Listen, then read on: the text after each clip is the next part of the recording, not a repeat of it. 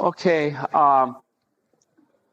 during this talk, which I don't think there's as much time, so what I want to try to cover is, first of all, some information regarding service books and sources of liturgical texts, followed by some what I hope will be informative and helpful comments about various methods of abbreviating services, just to speak frankly, and finally to go through not through the whole service of Vespers, but to focus on those aspects of Vespers which are most concerned with the movable texts, and provide you with some guidelines that will help you in the preparation of Vespers. Father Alexei spoke of the beauty of liturgical books as they have been traditionally published, and that is certainly the case. Alas, it is not so in the English-speaking Orthodox world, as you know, for the most part. Would that it were. Would that it were.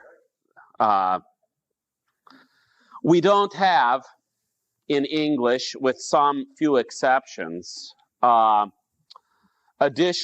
editions of the service books that are iconographic of their content.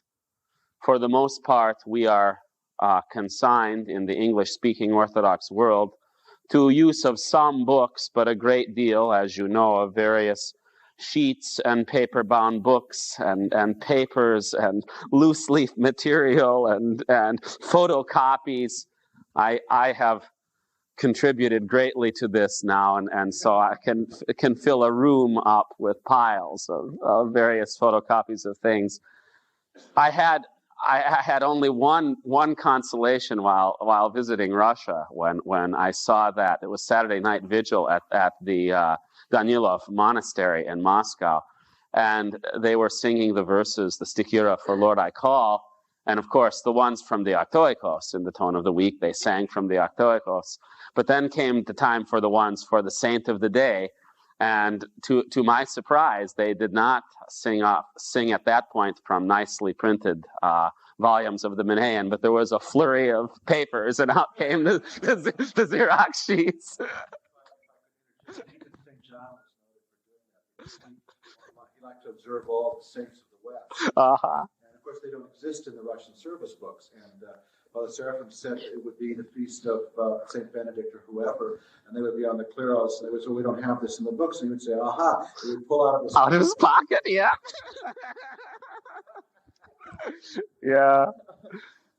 So this being the case, I wanted to give a summary of what is commonly available in English, not simply in published form, but also in a rougher form sometimes.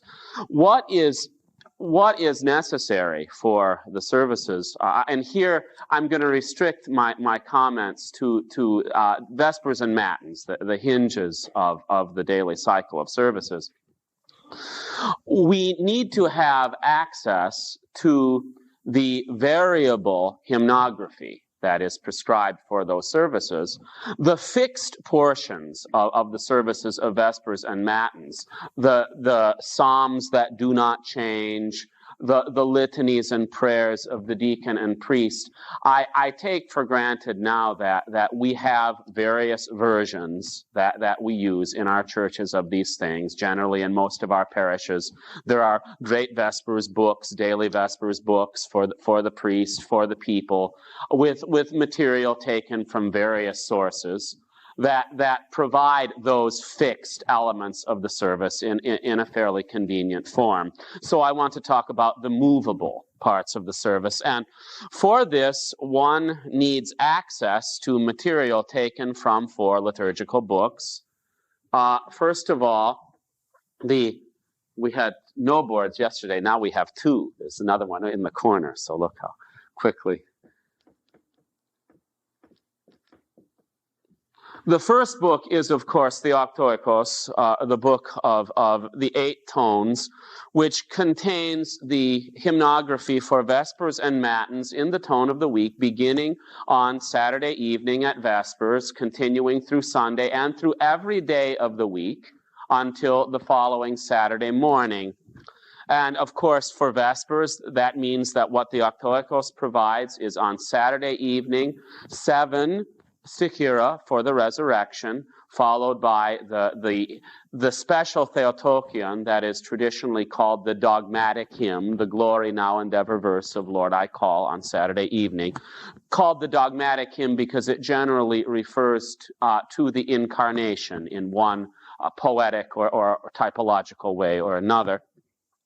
Then the verses for the apostica, and finally the troparion and matching Theotokion of the resurrection, and then all of the movable hymnography for Matins, including the so-called kathisma hymns or sessional hymns, the hymnography that follows the chanting of the various sections of the Psalter.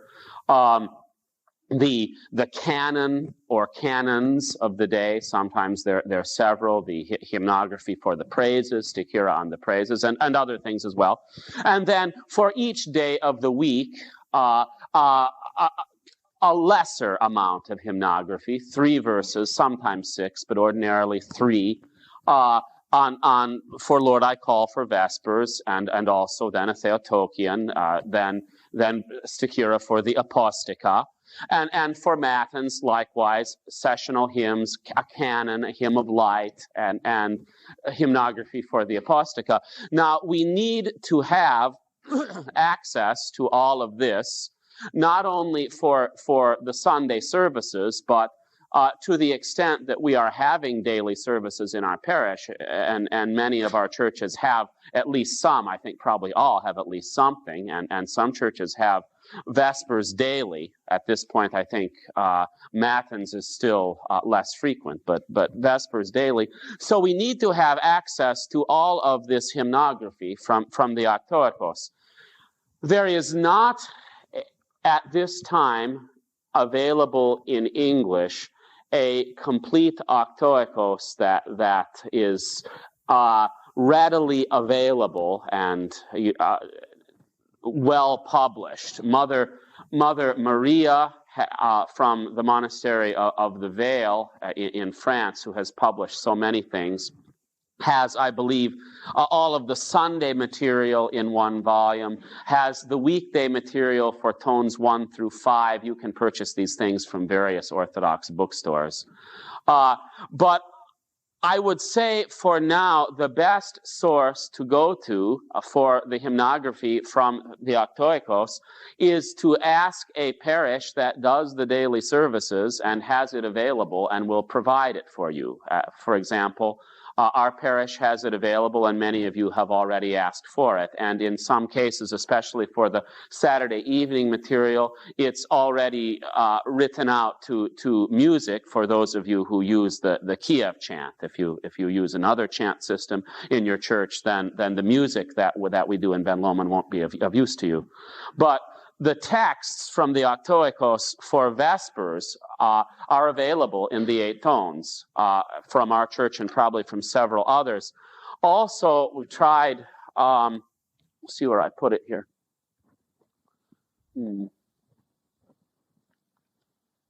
Yeah. I've started for our use down in Ben Lomond, and I think this might be handy for more and more churches as they begin to have more and more daily matins, to put in a handy booklet the hymnography for Matins for the tone of the week. For example, this one says Matins hymnography from the Octoechos, week of tone 6. It provides, of course, not everything, but rather provides the one set of kathisma hymns for following the daily Psalter, the hymn of light, and the apostica. It does not provide the daily canon, but it does provide those elements of the daily hymnography. And I don't have this all finished in all 8 tones, but I hope to do that another thing that I would like to compile, and of course, if there are other sources for this, we should take advantage of those as well. The hymnography for Sunday Matins, in my experience, both in our church and in most other places, still tends to be in quite a disorganized state. So I would like to have the project, at least for our own usage, of putting it in our own local usage in Ben Lomond, of putting it into one volume and in a format that at least is neat, which now it is not. Now the poor cantors of Ben Lomond are still subjected on Sunday morning to things written out in longhand, and kind of thrown at them when it's time to sing it. And I know that this is the case in a lot of places, and we would like to get beyond this to a better form. So then the second source for the daily hymnography is the Menaion. And of course, the Menaion, there's a volume for each month of the year. And I mentioned yesterday that I believe the St. John of Kronstadt press in Tennessee now has a complete one. It's photocopied and loose leaf. And often not only provides the service for the principal saint of each day, but sometimes will provide 2 and 3 services for each day. And in this sense, it is a gold mine of liturgical texts in English that are not otherwise available. In my opinion, however, its use is best kept as a kind of research or resource tool. Because again, I know that there are other opinions regarding this, and I don't regard my own as by any means the last word in this matter. But the style of English that is used in that translation is not only what is called early modern or Jacobean English, but again, in my opinion, a rather labored attempt at it. So that sometimes when using that material, I've looked at it and I have a reasonable degree of familiarity in that style of English, but I sometimes have to read it 5 times to try to understand what it's saying. Not only from the use of, it's not so much the use of the archaic familiar pronoun or archaic verb forms. That's not difficult to understand. But sometimes the syntax and the choice of vocabulary seem to me to be so obscure that it's difficult to figure out what's exactly being said there.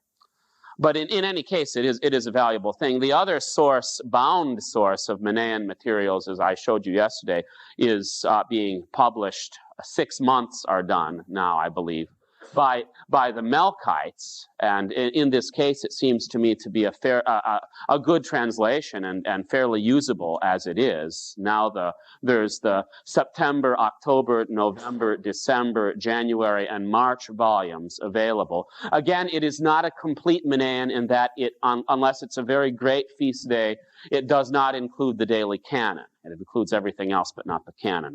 Only for great feast days does it have the canon. To be cautious about.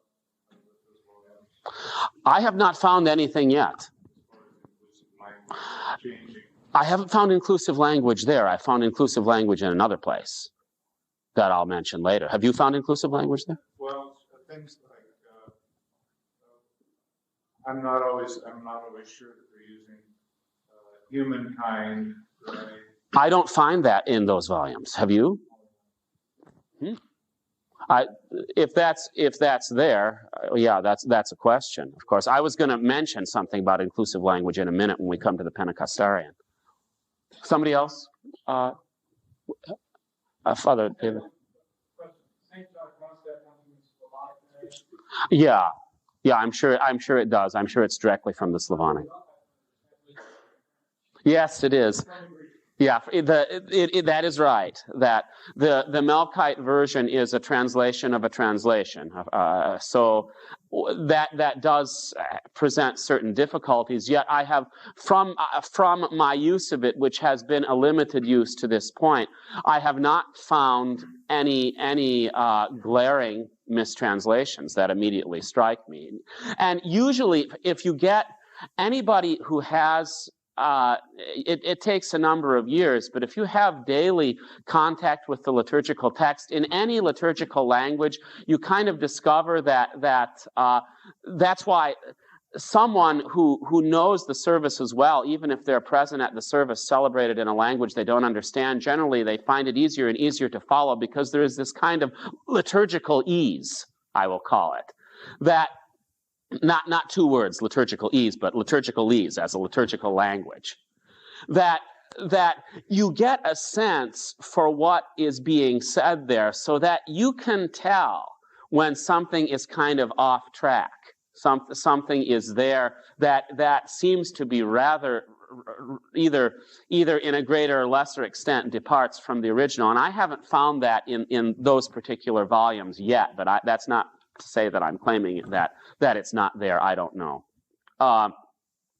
Anyhow, that's another source for the Menaion. And then again, a third source is you can, as some of you have, contact places such as our parish for the texts for not every day from the Menaion, but principal days, great feast days with their pre-feasts and post-feasts. Generally, anything we spoke yesterday, anything that has a rank, first, second, third, or fourth, we have provided, we keep all those days, and we have the texts for them. If it's something that is in the lowest rank, we don't necessarily have that. But for all those days when on an ordinary weekday, not talking about Sunday, but on an ordinary weekday, should there be a feast of anything from the fourth rank up, the texts from the Menaion completely replace those of the Octoechos. So for any of those days, we'll have at least a certain amount of that hymnography available, especially in the case of Vespers. So that's the sources for the Menaion. Then the third and fourth sources are, of course, the books for the Paschal cycle, the Triodion and the Pentecostarian.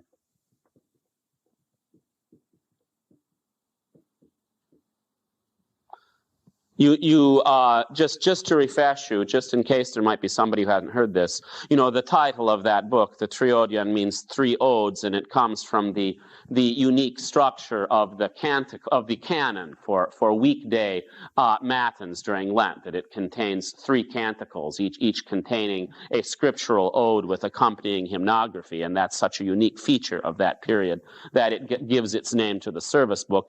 The Triodion covers the period from the Sunday of the Publican and the Pharisee until Holy Saturday, the Pentecostarian from Paschal Matins until the Sunday of All Saints.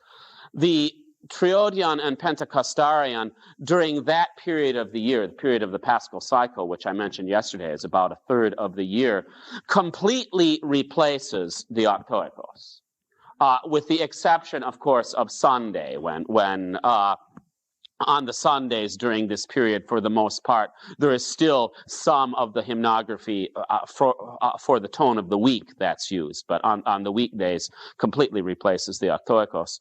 So the Triodion, I think most of our churches have at least the principal volume that's been published by Bishop Kallistos Ware and Mother Maria by Faber and Faber, the Lenten Triodion.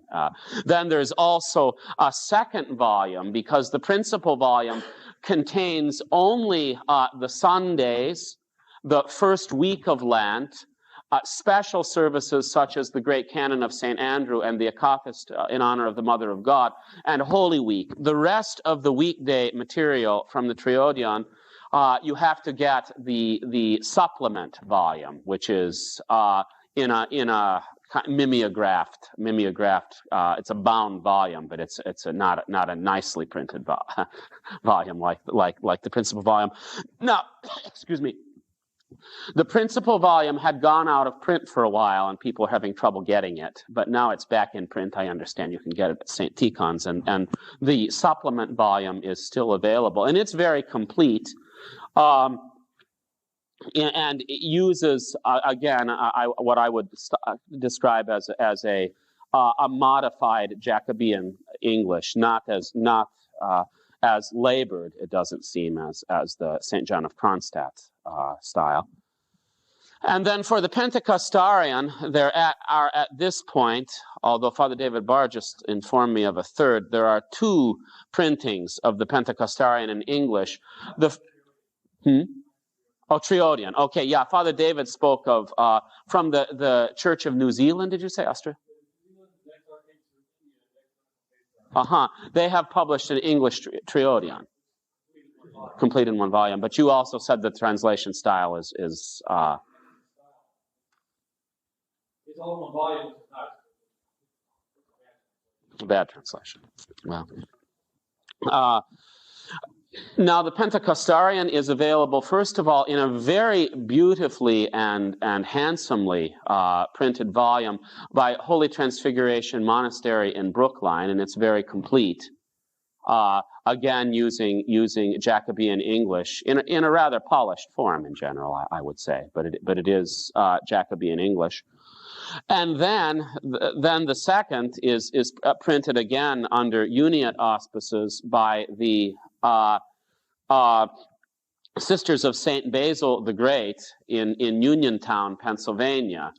And this particular volume has an interesting history that I'll just take a minute to tell you about, because most of it they pilfered from me. When I first came to be the parish priest in Portage, my first parish in the OCA, I got a call one day from the Greek Catholic priest who was the chaplain of this community of nuns in Uniontown, Pennsylvania, and he said, I have heard that, because the one translation project that I've worked mostly personally on has been a translation of the Pentecostarian, and he said, I hear that you have almost a complete translation of the Pentecostarian, and because we have the daily services, he said, I wondered if you would be so good as to let us use your texts. And I said yes. I tend to be of the opinion that liturgical texts and the translations of them are common domain, and don't personally have much sympathy for the stamping of every single liturgical translation with some kind of copyright.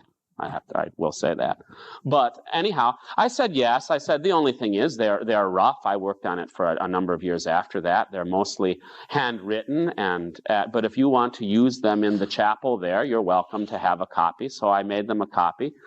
And then several years later, there appeared this printed volume, in which they included pretty much the translations that I had done for the weekdays, Monday through Saturday, of the Pentecostarian period. They had gotten some others from another source for the Sundays, and they had, in all cases, as is increasingly the case in monastic communities of women in the Roman Catholic Church, included some inclusive language and neutered a great many expressions.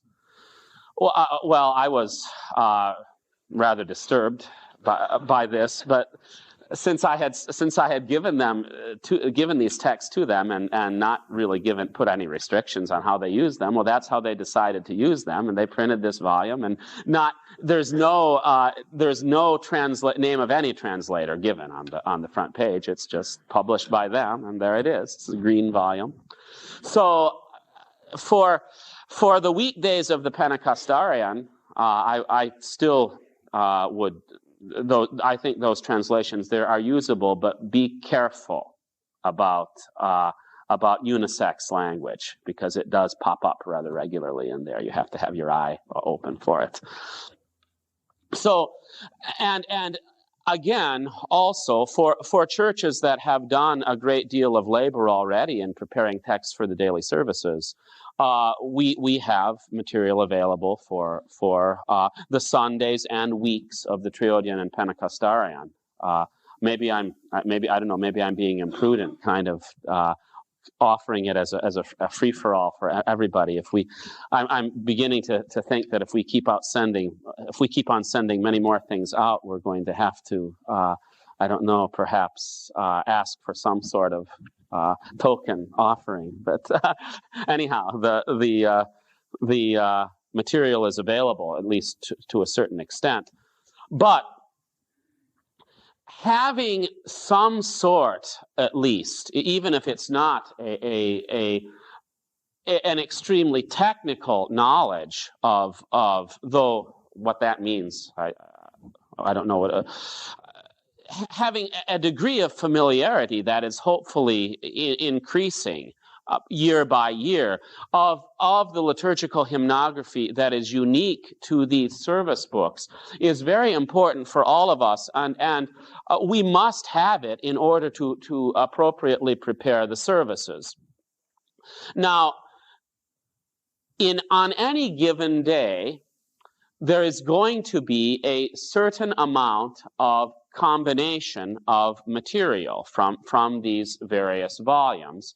And we should first of all be aware of that for a great deal of time, for the great majority of occasions during the liturgical year, whether it's Saturday night Vespers or whether it's Vespers on a weekday, we're going to need hymnography that comes not simply from one place, but from very frequently two and sometimes three.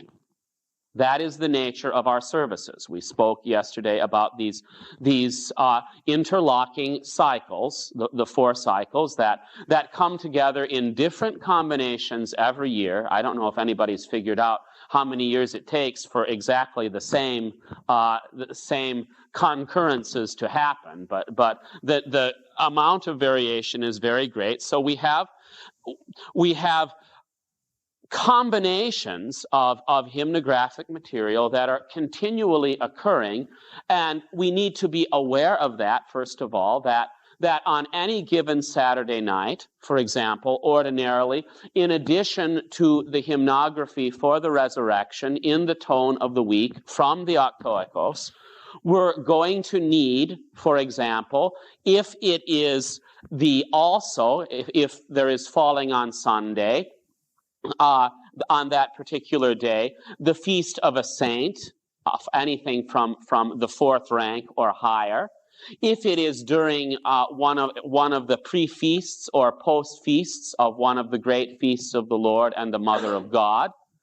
If it is during this unique season of the Paschal cycle, we're going to need material in addition to what is in the tone of the week, and we need to know where to find it.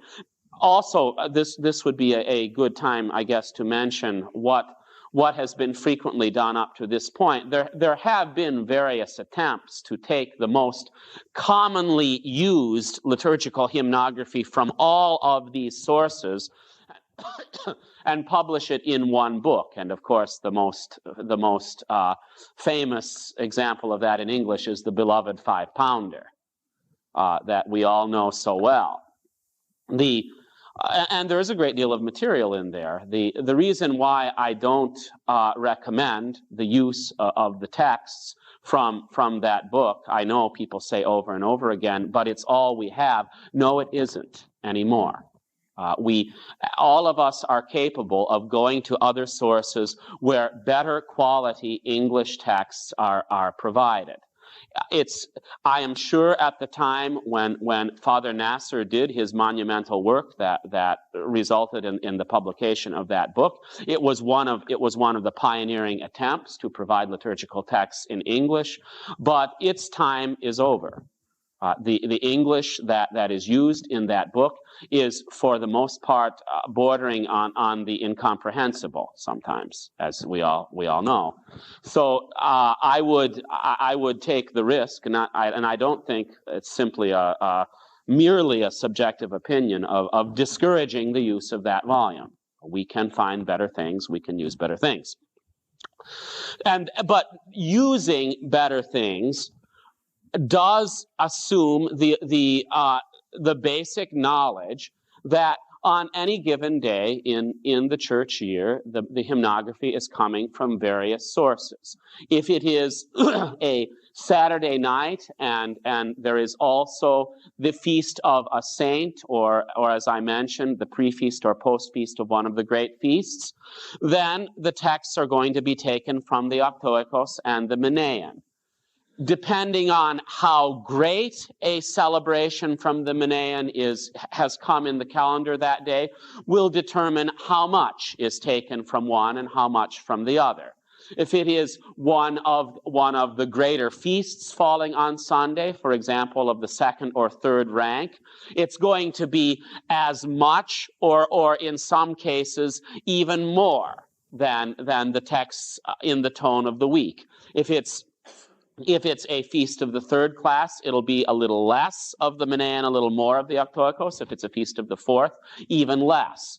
But there is still this combination that is most frequently expressed. For example, when we come to Lord I Call at Vespers on Saturday evening, generally instructions are given for 10 stichira.